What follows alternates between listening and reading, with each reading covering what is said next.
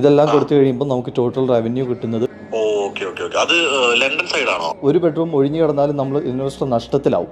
പിന്നെ പ്രോപ്പർട്ടിയിൽ റെന്റ് ചോദിക്കുന്നത് ഡിമാൻഡും സപ്ലൈ നോക്കിയതാണ്. നമ്മൾ പ്രോപ്പർട്ടി എടുക്കുമ്പോൾ അതില്ല എന്നുണ്ടെങ്കിൽ നമ്മൾ എടുക്കത്തില്ല. അതാണ് നമ്മളെ മെയിൻ തിങ്. അല്ല, പാകിസ്ഥാനിയാണ് പുള്ളിക്കാരൻ.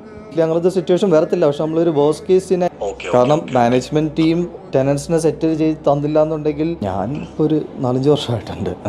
നിങ്ങളായിരിക്കും റെസ്പോൺസിബിൾ റെന്റ് പേ ചെയ്യാൻ. പക്ഷേ കാശ് മൊത്തം തിരിച്ചു കിട്ടും. പിന്നെ നമ്മൾ മാക്സിമം ഇൻവെസ്റ്ററിന് ബഡ്ജറ്റിൽ നിർത്തിയേക്കുക. ഹലോ, എന്നുണ്ട്? ഞാൻ നാട്ടിലായിരുന്നു കേട്ടോ. ഞാൻ വരാനൊരു 1-2 മാസം കൂടെ എടുക്കും. അപ്പോൾ അതുകൊണ്ടാണ് ഞാൻ മീറ്റ് ചെയ്യാൻ പറ്റില്ല. നമുക്കിവിടെ ഒരു ഹോസ്പിറ്റലുണ്ട്. അപ്പോൾ അവിടെ കുറച്ച് മേജർ വർക്ക് നടക്കുക കുറേ നാൾക്ക് ശേഷം. അപ്പോൾ അതിൻ്റെ എല്ലാം കൂടെ ഡീൽ ചെയ്യാനായിട്ട് വന്നതാണ്. അതെ അതെ, ഞാൻ വന്നത് മാർച്ച് 1-ാം തീയതി ആയപ്പോൾ ഞാൻ എത്തിയതായിരുന്നു. അപ്പോൾ ഇപ്പോൾ ഇതുവരെ ആയിട്ടില്ല. ഇനിയും കുറച്ചൊരു പണിയുണ്ട്. അല്ല, ഞാനേ കുറച്ച് ഡീറ്റെയിൽസ് അറിയാൻ എനിക്ക് ഇൻട്രസ്റ്റ് ഉണ്ട് ഈ പരിപാടിയിൽ. ഞാനിങ്ങനെ കുറച്ചാളായിട്ട് ഇങ്ങനെ നോക്കി നടക്കുമായിരുന്നു ഇങ്ങനത്തെ ഓരോ പരിപാടി തുടങ്ങാൻ വേണ്ടിട്ടായിരുന്നു. കമ്പനി ഒന്നും സ്റ്റാർട്ട് ചെയ്തിട്ടില്ല. കമ്പനി സ്റ്റാർട്ട് ചെയ്യാന്നുള്ള ഇവിടെ ഈസിയാണ് കമ്പനി സ്റ്റാർട്ട് ചെയ്യാൻ. പിന്നെ ഞാനിവിടെ വേറൊരു ഏജൻസി നടത്തുന്നുണ്ട്. ഓക്കെ, അതുകൊണ്ടാണ് ഞാൻ പ്രൂഫ് ഓഫ് ഫണ്ട് കാണിക്കാൻ വലിയ ബുദ്ധിമുട്ടില്ല. മനസ്സിലായി. ഇതിന്റെ ബേസിക് ഡീറ്റെയിൽസ് ഞാൻ പറഞ്ഞുതരാം. സോ പ്രോപ്പർട്ടി ഒരു 6 ബെഡ്റൂം പ്രോപ്പർട്ടി, 2 ബാത്റൂം ഉണ്ട്. HMO ലൈസൻസ് കറന്റ് പ്രോപ്പർട്ടിക്കുണ്ട്. എന്നാലും നമുക്ക് ആരാണോ പ്രോപ്പർട്ടി മാനേജ് ചെയ്യുന്നത് അവരുടെ പേരിൽ നമുക്കൊരു HMO ലൈസൻസ് എടുക്കണം. അതെല്ലാം ഓൾറെഡി നമ്മൾ തന്നെ എല്ലാം സോർട്ട് ചെയ്യും. പിന്നെ HMO ലൈസൻസ് ഓൾറെഡി ഉണ്ടായിരുന്നുകൊണ്ട് അതിൻ്റെ കംപ്ലയൻസ് ആയിട്ടുള്ള കാര്യങ്ങളും എല്ലാം റെഡിയാണ്. കുഴപ്പമൊന്നുമില്ല. മറ്റേ എന്താ പറയുക, smoke alarm, fire alarm, fire door, അതുപോലത്തെ എല്ലാ കാര്യങ്ങളും ഓക്കെയാണ്. പിന്നെ പ്രോപ്പർട്ടിയിൽ റെൻറ്റ് ചോദിക്കുന്നത് 2100 പൗണ്ട്. ഡെപ്പോസിറ്റ് അതിൻ്റെ ഹാഫ് 1050 കൊടുത്താൽ മതി. 2100 കഴിഞ്ഞിട്ട് നമുക്ക് ഓരോ ബെഡ്റൂമും ഞാൻ ആ ഫിഗേഴ്സ് തന്നേക്കുന്നുണ്ടായിരുന്നു. ഒരു 695, 650 ആ ഒരു റേറ്റിലായിരിക്കും നമ്മൾ ഓരോ റൂമും കൊടുക്കുന്നത്. ഫോട്ടോസ് എല്ലാം ഞാനിപ്പോൾ അയച്ചു തരാം. ഇതെല്ലാം കൊടുത്തു കഴിയുമ്പോൾ നമുക്ക് ടോട്ടൽ റവന്യൂ കിട്ടുന്നത് 4000 and something പൗണ്ടാണ്. Just under 4000 pound. അതിൽ നിന്ന് 2100 റെൻറ്റ് ലാൻഡ് ലോഡിന് കൊടുത്തു കഴിഞ്ഞ് ആ പ്രോപ്പർട്ടി മാനേജ് ചെയ്യുന്നതിൻ്റെ മാനേജ്മെൻറ്റ് ഫീസ്, ആ മാനേജ് ചെയ്യുന്ന ആൾക്കാർ അതെൻ്റെ സ്റ്റുഡൻസ് തന്നെയാണ്. അവർ 10% ചാർജ് ചെയ്യുന്നത് ടോട്ടൽ റവന്യൂവിൻ്റെ. അപ്പോൾ അവർക്കൊരു 400 ആയിരിക്കും അവരുടെ ഫീസ്. സ്വന്തമായിട്ട് മാനേജ് ചെയ്യണമെങ്കിൽ ചെയ്യാം, ഒരു കുഴപ്പമില്ല. അവർ റെഡിയാണ് എന്ന് ഞാൻ പറഞ്ഞതേ ഉള്ളൂ. അപ്പോൾ മാനേജ്മെൻറ്റ് ഫീസും റെൻറ്റും ബാക്കി ബിൽസ് റഫ്ലി ഒരു 500 പൗണ്ട്. ഇത്രയും കുറച്ച് കഴിയുമ്പം ബാക്കി വരുന്നതാണ് 1012 പൗണ്ട് എവറി മന്ത്. അപ്പം ഇപ്പോൾ പ്രോപ്പർട്ടി നമ്മൾ എടുക്കാൻ നേരത്തെ ഫസ്റ്റിൽ നമുക്കൊരു 2 weeks റെൻറ്റ് ഫ്രീ പീരീഡ് ലാൻഡോട് ഓൾറെഡി തന്നു കഴിഞ്ഞു. അപ്പോൾ ആ ഒരു ടൈമിൽ നമ്മൾ പെട്ടെന്ന് തന്നെ റീഫോബ് ചെയ്യാനും, റീഫോബ് ഓൾറെഡി ലാൻഡോട് ചെയ്യുന്നുണ്ട്. ബാക്കിയുള്ള ഫേർണിച്ചേഴ്സ്, അതുപോലെ വൈറ്റ് ഗുഡ്സ്, കിച്ചണിലത്തേക്കുള്ള കാര്യങ്ങൾ എല്ലാം നമ്മൾ കോട്ടെല്ലാം എടുത്തു വെച്ചിട്ടുണ്ട്, റെഡിയാണ്. അപ്പം പേയ്മെൻറ്റ് മേക്കുമ്പോൾ നമ്മൾ കറക്റ്റായിട്ട് അതിൻ്റെ പർച്ചേസ് ചെയ്തതിൻ്റെ കാര്യങ്ങളും ഡീറ്റെയിൽസും എല്ലാം പ്രൊവൈഡ് ചെയ്ത് തരും. കാരണം പൈസയാണല്ലോ യൂസ് ചെയ്യുന്നത്.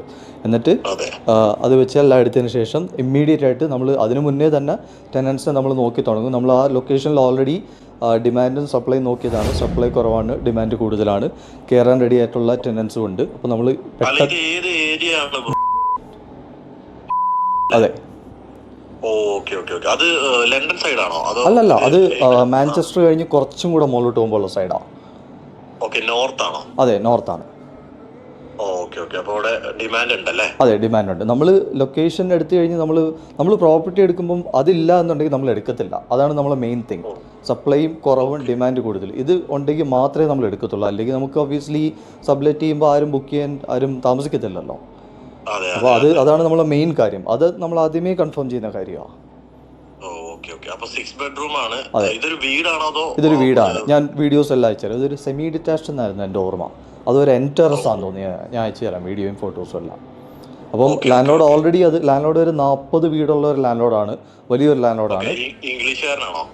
അല്ല, പാകിസ്ഥാനിയാണ് പുള്ളിക്കാരൻ.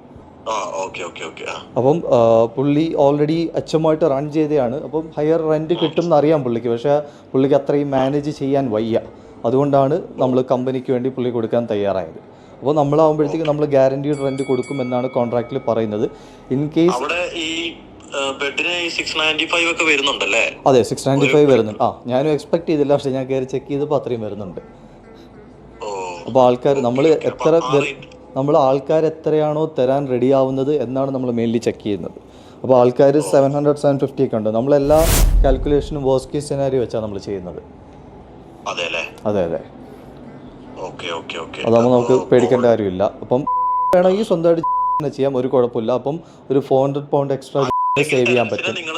അതെ, അല്ലെങ്കിൽ അതെ ആ ഒരു മാനേജ്മെൻറ്റ് ടീം അവരായിരിക്കും ഫുൾ ടെനൻസിനെ സെറ്റ് ചെയ്ത് തരുന്നത്.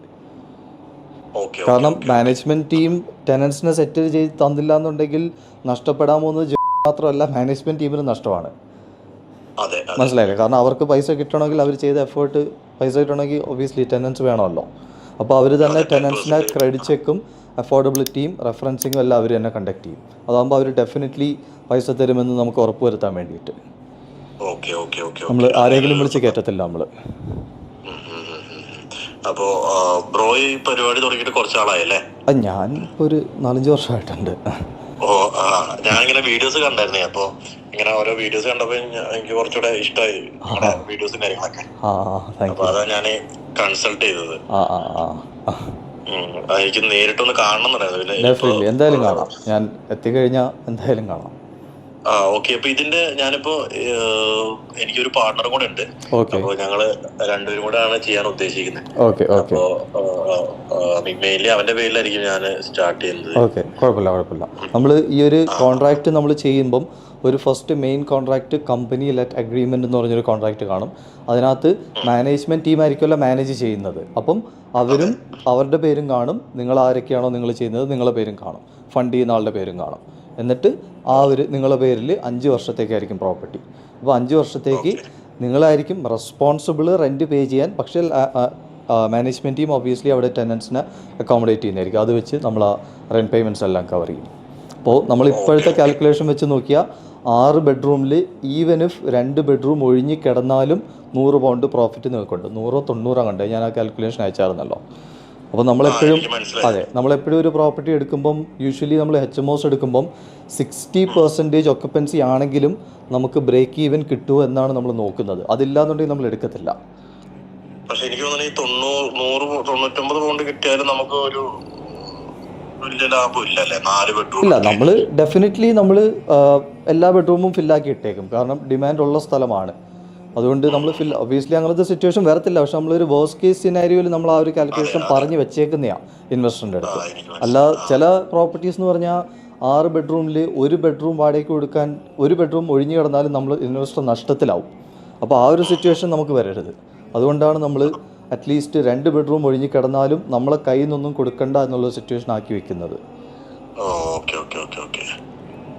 ഇതാണ് ഇതിൻ്റെ ഒരു ബ്രീഫ് എന്ന് പറയുന്നത്. ഈ ഒരു പ്രോപ്പർട്ടിയുടെ ഫസ്റ്റ് ഇൻവെസ്റ്റർ എടുത്തതിന് ശേഷം പുള്ളിക്കാരന് പ്രൂഫ് ഓഫ് ഫണ്ട് പ്രൊവൈഡ് ചെയ്യാൻ പറ്റില്ല. അതുകൊണ്ടാണ് പിന്നെ നമുക്ക് അടുത്ത ആളിലേക്ക് ചാടേണ്ടി വന്നത്. കാരണം ലാൻഡ് ലോഡ് അധികം അങ്ങോട്ട് ഹോൾഡ് ചെയ്ത് വെക്കത്തില്ല, ഇത്തിരി ബുദ്ധിമുട്ടാണ്. പുള്ളിക്കാരനിങ്ങനെ 40 പ്രോപ്പർട്ടിയുള്ള ലാൻഡ് ലോഡ് ആയതുകൊണ്ട് പുള്ളി നിങ്ങൾ പറ എനിക്ക് ആൾ വന്ന് നിൽപ്പുണ്ട് എന്നൊക്കെ പുള്ളി ഒരു സോഷ്യൽ ഹൗസിങ്ങിന് കൊടുക്കാൻ വെച്ചേക്കുക. അപ്പോൾ അവർ 2200 pound റെൻറ്റ് ഓഫർ ചെയ്ത് നമ്മൾ 2100 ഓഫർ ചെയ്താൽ പക്ഷേ സ്റ്റിൽ നമ്മൾ ഫേർണിച്ചറൊക്കെ ഫ്രീ ആയിട്ട് ഇട്ട് കൊടുക്കുമല്ലോ. പിന്നെ അപ്പോഴാ പുറത്ത് ഈ ഇടുന്ന പൈസയിൽ ആ ഫേർണിച്ചേഴ്സ് ഇല്ലേ അത് ഒബ്വിയസ്ലി 5 വർഷം കഴിയുമ്പോൾ അത് ലാൻഡ് ലോഡിന് പോവും. പക്ഷേ സ്റ്റിൽ നഷ്ടം കാണത്തില്ല. കാരണം ഒരു വർഷവും എത്രയായിരുന്നു 4 മാസം ആകുമ്പോഴത്തേക്ക് ഇട്ട കാശ് മൊത്തം തിരിച്ചു കിട്ടും. പിന്നെ 3.5 വർഷത്തേക്ക് എല്ലാ മാസവും പ്രോഫിറ്റ്സ് ആയിരിക്കും. അപ്പോൾ ഒരു 75% റിട്ടേൺ ആണ് എൻ്റെ ഓർമ്മ ROI. അതെ.